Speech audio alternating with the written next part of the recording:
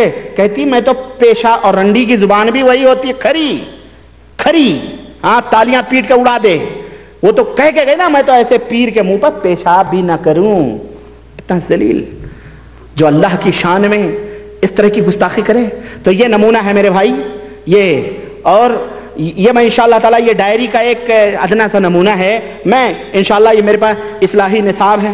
یہ میرے پاس معلم الحجاج ہے، یہ میرے پاس حکایات اولیاء اور ارواح ثلاثہ ہے.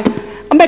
پمبا کجا کجا نہم تنہما داغ داغ شد، کہاں کہاں پھائے رکھوں، جسم کا ہر ہر حصہ زخمی ہے. میں کیا بتاؤں، عقل مندوں کے لیے اشارہ کافی ہے. لیکن دوستوں کا اصرار ہے کہ تھوڑا اور ذرا پردے اٹھیں تاکہ ہمارے بھولے بھالے بھائی، ہمارے مسلمان برادر جو ہے صحیح راستے پہ آئیں. اور ہماری دعوت یہی ہے کہ ان کتابوں کو، جیسا کہ عامر عثمانی نے زلزلہ کے مقدمے پہ لکھا تھا کہ اگر یہ باتیں ان کتابوں میں موجود ہیں تو ان کتابوں پہ چوراہے پہ رکھ کے آگ لگا دینی چاہیے. تو میں یہی کہتا ہوں ان کتابوں کو چوراہے پہ رکھ کے آگ لگا دو. ہمارا قرآن، ہمارے نبی کی سنت محفوظ ہے اور قیامت تک محفوظ رہے گی. اسی کو لازم پکڑو، وہی جنت میں لے جانے والی چیزیں ہیں. پیغمبر اسلام نے یہی درس دیا ہے، ہمارا بھی یہی درس ہے اور ہماری بھی یہی تعلیم ہے. اور بقیہ باتیں انشاءاللہ اگلی چوتھی مجلس میں ہوگی. اللہ سے دعا ہے کہ اللہ ہمیں اور آپ کو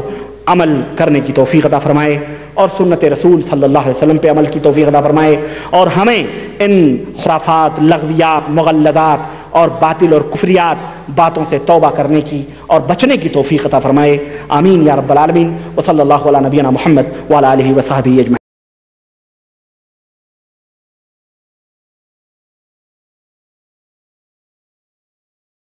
کے لیے لائق و زیبہ ہے جس نے ہمیں اور آپ کو پیدا فرمایا، اور بیش بہا درود و سلام اس ذات مبارکہ مقدسہ پر جو ساری کائنات کے لیے رشد و ہدایت بنا کر کے بھیجے گئے. معزز دوستو، بزرگوں اور بھائیوں، جیسا کہ آپ کو پتہ ہے کہ یہ ہماری چوتھی مجلس ایک موضوع کے تعلق سے منعقد ہو رہی ہے، اور میری یہ کوشش ہے کہ میں اس مجلس کو اس تعلق سے آخری مجلس، یعنی مقلدین دیوبند کی ڈائری کے تعلق سے یہ ہماری آخری مجلس ہوگی انشاءاللہ تبارک و تعالی. باتیں بہت زیادہ ہیں، اتنی زیادہ ہیں، اور اس قدر کتابوں کے تومار ہیں اور اس قدر کتابوں کے ڈھیر ہیں کہ نہ تو مجھے ان کتابوں کو یہاں مملکت سعودیہ عربیہ میں وہ کتابیں میسر ہیں. کاش یہ چیزیں ہندوستان پاکستان کے اندر ہوتی تو بہت سارے مراجع اور بہت سارے مصادر اور بہت ساری کتابیں اس سے بھی زیادہ میں حاصل کر سکتا تھا. لیکن یہ وہ کتابیں ہیں جو لوگوں کے پاس تھیں، اور الحمدللہ جب انہوں نے حق کو سنا اور حق کو تسلیم کیا تو پھر وہ کتابیں انہوں نے ہمیں واپس کر دیں، اور انہوں نے بتلایا کہ دیکھیں اس کے اندر یہ باتیں لکھی ہوئی ہیں. تو یہ وہ کتابیں ہیں جو ہمیں ادھر ادھر سے میسر آئی ہیں. لیکن اگر ہم ہندوستان پاکستان میں ہوتے تو پھر اور بھی اچھی کتابیں اس مقلدین دیوبند کے تعلق سے ہمیں میسر آتی ہیں اور بڑی اہم باتیں ملتی. لیکن پھر بھی بہرحال جو بھی ہمارے ہاتھ لگی ہے ان میں جب اتنی اس قدر خرافات اور اس قدر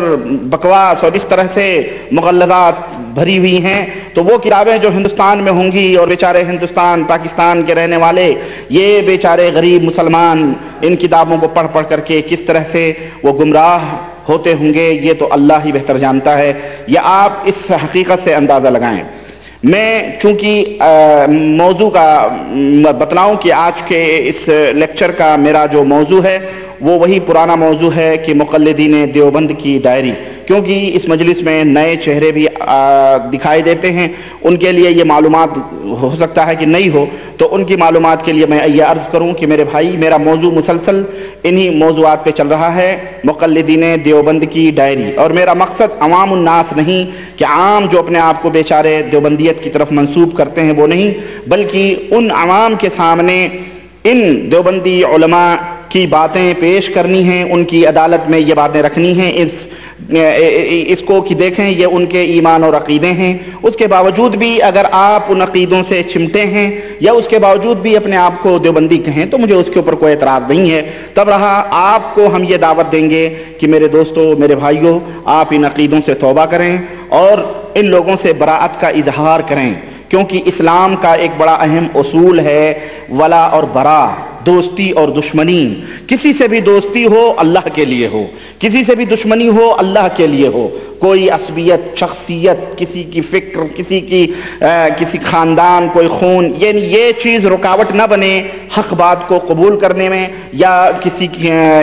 یا عصبیت کی رکاوٹ نہ بنے کہ حق بات کو رد کرنے میں۔ ہماری دعوت یہی ہے کہ لوگوں کتاب و سنت کی طرف پلٹو اور اللہ اور اس کے رسول کی بات کو قابل عمل سمجھو اور انہی کی باتوں کو لو۔ باقی لوگوں کی جو باتیں ہیں ان میں جو حق ہیں انہیں لے لو، جو باطل ہیں ان کو ترک کر دو، ان کو چھوڑ دو، اور جنہوں نے وہ باتیں لکھی ہیں جھوٹی، غلط، بدعقیدگیاں تحریر کی ہیں یا کہی ہیں، ان باتوں کو ان کی طرف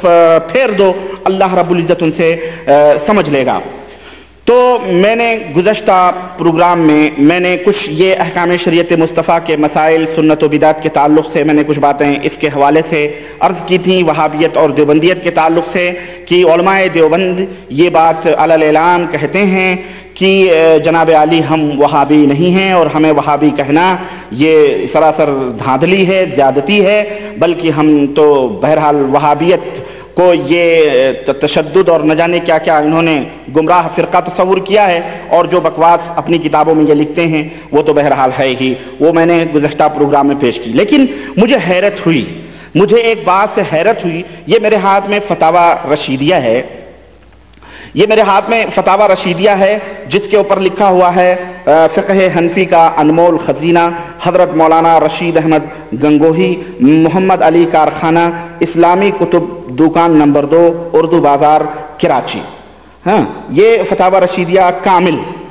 تو مجھے حیرت ہوئی کہ میں اس میں مولانا رشید احمد صاحب گنگوہی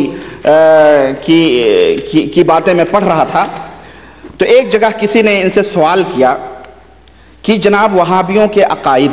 فتاوی رشیدیہ مکمل عکسی 224 نمبر، یہ یہاں سوال ہو رہا ہے کہ سوال، وہابی مذہب یہ کون فرقہ ہے، مردود ہے یا مقبول، اور عقائد ان کے مذہب والوں کے مطابق اہل سنت والجماعت ہیں یا مخالف، کسی امام کی تقلید کرتے ہیں یا نہیں۔ یہ سوال کسی سائل نے مولانا رشید احمد گنگوہی سے کیا، تو مولانا رشید احمد صاحب گنگوہی لکھ رہے ہیں جواب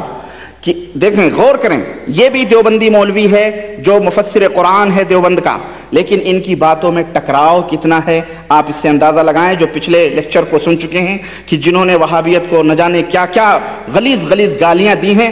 وہی رشید احمد صاحب گنگوہی یہاں تحریر کر رہے ہیں جواب کہ اس وقت اور ان اطراف میں وہابی متبع سنت اور دیندار کو کہتے ہیں۔ دیکھ رہے ہیں علماء دیوبند کی یہ کتاب وہابیت سے بیزاری کا اظہار کر رہی ہے، اور وہابیت کو احمق، بیوقوف اور علماء اور اہل سنت والجماعت سے ایک دم خلاف تصور کر رہی ہے، سمجھ رہے ہیں، اور بلکہ ایک فتنہ تصور کر رہی ہے دیوبندیت۔ یہ علماء دیوبند کا ایک رخ ہے جو میں آپ کے سامنے میں نے کیا، اور یہ دوسرا رخ ہے ان کے بزرگان کا، رشید احمد گنگوہی صاحب کا، جو لکھ رہے ہیں کہ اس وقت اور ان اطراف میں وہابی متبع سنت اور دیندار کو کہتے ہیں، باقی بندہ آپ کو دعا گو ہے، سب امور کے لیے دست بدعا ہے، فقط والسلام۔ آئی سمجھ میں بات؟ یہ ان کے گرو گھنٹال ہیں شاہد صاحب کے، گرو گھنٹال کی یہ بات ہے۔ چلیں آگے بڑھتے ہیں ہم۔ یہ ایک رخ دکھانا تھا، اور یہ کتاب میرے پاس کئی پہلوں سے موجود تھی، بس میں نے ایسے ہی پلٹنا شروع کیا اس میں، تو بہت ساری باتیں ہمیں اس کے اندر ملی ہیں، لیکن بہرحال میں ان مسائل میں